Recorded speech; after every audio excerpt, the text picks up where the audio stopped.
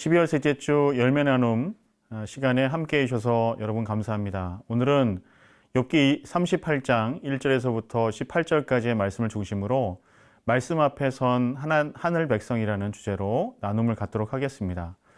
현실을 이해할 수 없고 삶을 받아들이기가 어려울 때 하나님의 말씀 앞에 서야 됩니다. 하나님의 말씀을 들으면 이전에 내가 알지 못하던 새로운 차원의 지혜, 하나님의 지혜를 만날 수가 있습니다. 이로 인해서 말씀을 듣기 전과 들은 후에 현실을 보는 시선이 완전히 달라지기도 합니다. 고통 속에서 하나님을 만나기를 고대하던 욥 앞에 하나님이 나타나셨습니다. 그리고는 욥에게 감히 답할 수 없는 질문을 던지십니다. 그 질문은 욥을 더 높은 지혜로 이끌기 위해 놓으신 발판이 됩니다. 그때 여호와께서 폭풍우 가운데에서 욥에게 말씀하여 이르시되 무지한 말로 생각을 어둡게 하는 자가 누구냐? 너는 대장부처럼 허리를 묶고 내가 내게 묻는 것을 대답할지니라. 내가 땅에 기초를 놓을 때 내가 어디 있었느냐? 내가 깨달아 알았거든 말할지니라. 누가 그것의 도량법을 정하였는지, 누가 그 줄을 그것의 위에 띄웠는지 내가 아느냐? 그것의 주추는 무엇 위에 세웠으며 그 모퉁이 돌을 누가 놓았느냐? 그때 새벽 별들이 기뻐 노래하며 하나님의 아들들이 다 기뻐 소리를 질렀느니라. 바다가 그 모태에서 터져 나올 때 문으로 그것을 가둔 자가 누구냐? 그때 내가 구름으로 그 옷을 만들고 흑암으로 그 강보를 만들고 한계를 정하여 문빗장을 지르고 이르기를 내가 여기까지 오고 더 넘어가지 못하리니 내 높은 파도가 여기서 그칠지니라 하였노라. 내가 너의 날에 아침에게 명령하였느냐? 새벽에게 그 자리를 일러 주었느냐? 그것으로 땅끝을 붙잡고 악한 자들을 그 땅에서 떨쳐버린 일이 있었느냐?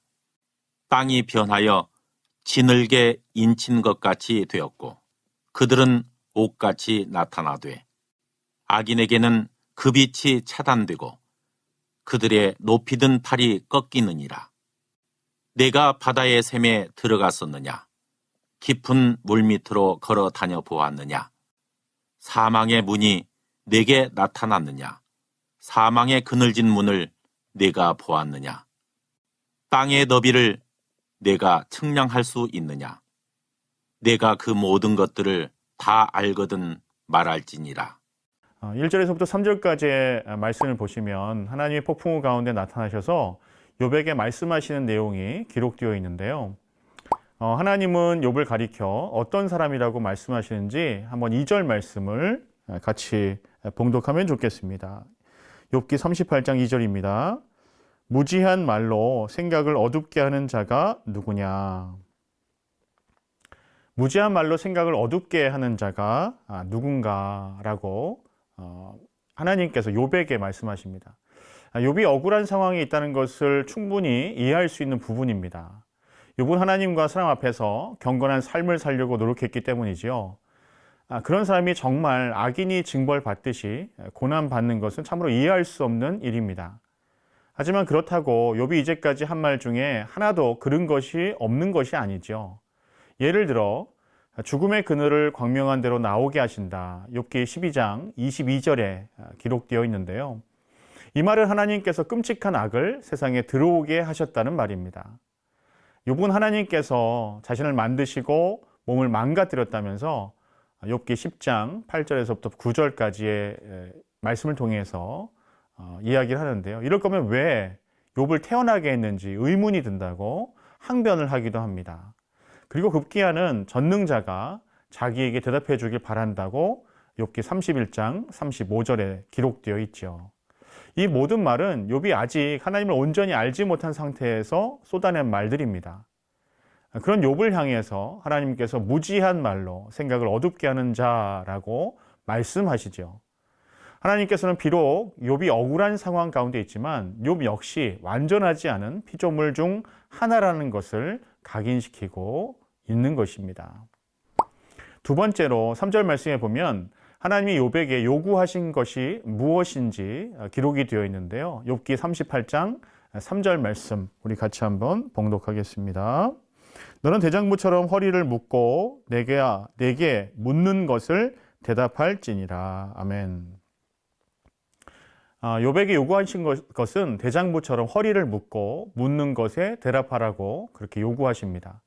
하나님께서 욥에게 직접 말씀하시는 것은 마치 시내산에서 하나님께서 모세에게 직접 말씀하시는 것과 아주 비슷하죠. 하나님은 욥에게 대장부처럼 허리띠를 묶고 하나님께서 질문하시는 것에 대답하라고 그렇게 말씀하십니다. 아직 욥은 자기 억울한 감정에만 빠져 있을 뿐 하나님에 대해서도 또 그분의 주권에 대해서도 잘 알지 못하는 가운데 있습니다. 그래서 하나님께서 질문요법을 통해서 욥의 무지함을 드러내려 하신 것이죠. 하나님께서 욥에게 말싸움을 거시는 것은 단지 욥의 무지를 드러내려는 것만이 아니라 욥을 다시 회복시키시려는 그 은혜의 방편입니다. 여러분, 하나님은 무지한 욥을 일깨우시기 위해서 그를 만나주시고 그에게 말씀하셨습니다. 하나님의 말씀 앞에서 자신의 무지를 깨닫고 새로운 지혜를 얻은 경험이 있다면 우리 오이코스 가족들과 함께 나눠보시면 어떨까요? 두 번째로 오늘 본문 말씀 4절에서부터 18절까지의 말씀을 통해서 하나님은 욥이 알 수도 또 대답할 수도 없는 진실을 그 질문을 쏟아내십니다. 4절에서부터 11절까지의 말씀인데요. 하나님의 창조에 관해서 욥이 알지 못하는 것은 무엇인가라는 것이죠. 우리 욥기 38장 4절에서부터 11절까지의 말씀을 같이 봉독하면 좋겠습니다. 내가 땅에 기초를 놓을 때에 내가 어디 있었느냐? 내가 깨달아 알았거든 말할지니라. 누가 그것의 도량법을 정하였는지 누가 그 줄을 그것의 위에 띄었는지 내가 아느냐? 그것의 주추는 무엇 위에 세웠으며 그 모퉁이들은 누가 놓았느냐? 그때 새벽별들이 기뻐하며 하나님의 아들들이 다 기뻐 소리를 질렀느니라. 바다가 그 모태에서 터져 나올 때에 문으로 그것을 가둔 자가 누구냐? 그때에 내가 구름으로 그것을 만들고 흑암으로 그 강보를 만들고 한계를 정하여 문빗장을 지르고 이르기를 내가 여기까지 오고 더 넘어가지 못하리니 내 높은 파도가 여기서 그칠지니라 하였노라. 아멘. 욥은 3장에서 자기가 태어난 날을 후회하면서 하나님께서 왜 고난받는 자에게 빛을 주셨는지 원망했습니다. 하나님께서 그런 욥을 향해서 내가 창조에 대해서 아는 게 무엇이냐라고 오히려 질문하시죠. 하나님의 창조는 아무렇게나 이루어진 게 아니라 철저한 설계와 기초 위에서 마치 아름다운 건축물이 만들어지듯이 창조되었다라고 4절에서부터 6절까지는 기록을 합니다. 욥이 창조의 신비를 제대로 알았다면 자신의 출생을 원망하지는 않았을 것입니다. 하나님께서 말씀하시는 것은 모든 창조 가운데서 악의 한계를 분명히 정하셨다는 것이죠. 8절에서부터 10절에서 바다가 모태에서 터져 나올 때 하나님께서 흑암으로 강보를 만들고 또 한계를 정하여 문빗장을 질렀다라고 말씀하십니다. 이것은 욥이 아직 이해하지 못하는 악한 상황까지도 모두 하나님의 통제 아래에 있었다는 것을 의미하는 것이죠. 욥은 하나님이 땅에 기초를 놓으시고 바닷물의 경계를 정하실 때 존재하지도 않았기 때문에 어떻게 그러하셨는지 알지 못하는 것이죠. 욥이 감히 엄두도 못 낼 하나님의 섭리는 과연 무엇일까요? 12절에서부터 15절까지의 말씀을 한번 같이 봉독하겠습니다. 12절 말씀입니다. 내가 너의 날에 아침에게 명령하였느냐? 새벽에게 그 자리를 일러주었느냐?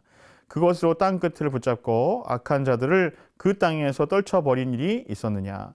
땅이 변하여 진흙에 인친 것 같이 되었고 그것은 옷같이 나타나되 악인에게는 그 빛이 차단되고 그들의 높이 든 팔이 꺾이느니라. 아멘. 악인의 활동 모델을 상징하는 이 어둠을 새벽빛으로 빛으로 몰아내시고 교만하고 악한 반역자들의 팔을 꺾으시는 일이 바로 하나님의 섭니다라고 말씀하고 있죠.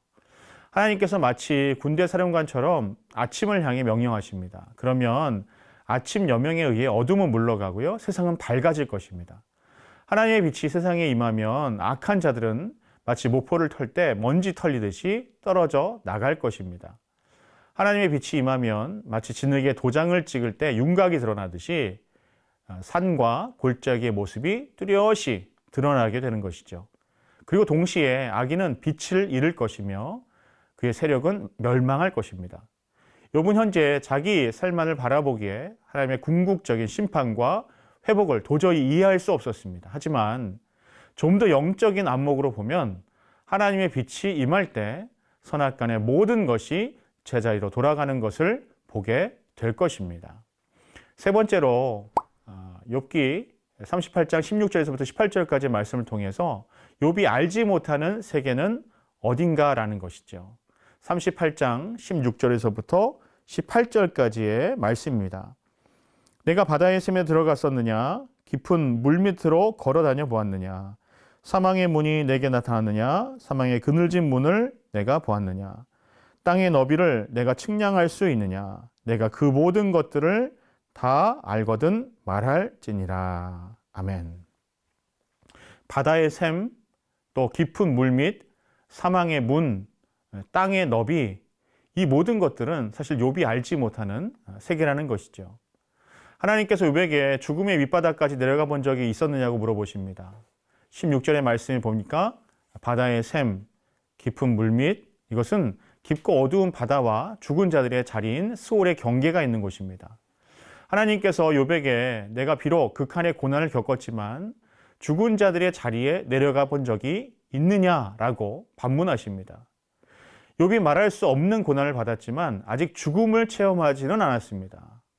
욥에게 죽음의 자리는 자기 통제 영역의 밖이었죠. 그런데 하나님께서는 그 죽음의 영역도 하나님의 통제 아래에 있다는 것을 분명히 말씀하시는 것입니다. 이 모든 말씀을 가지고 여러분 한번 나누시면 좋겠는데요. 오이코스 식구들과 하나님은 욥을 깨우치시려고 욥의 무지와 한계를 들춰내십니다.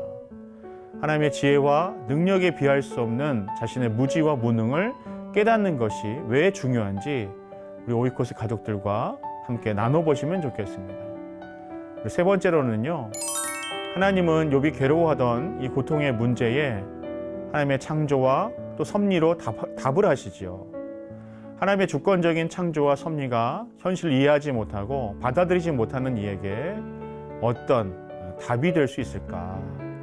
오늘 이 욥기 38장 말씀을 통해서 가장 은혜가 풍성한 우리 나눔의 시간이 되시기를 간절히 바랍니다.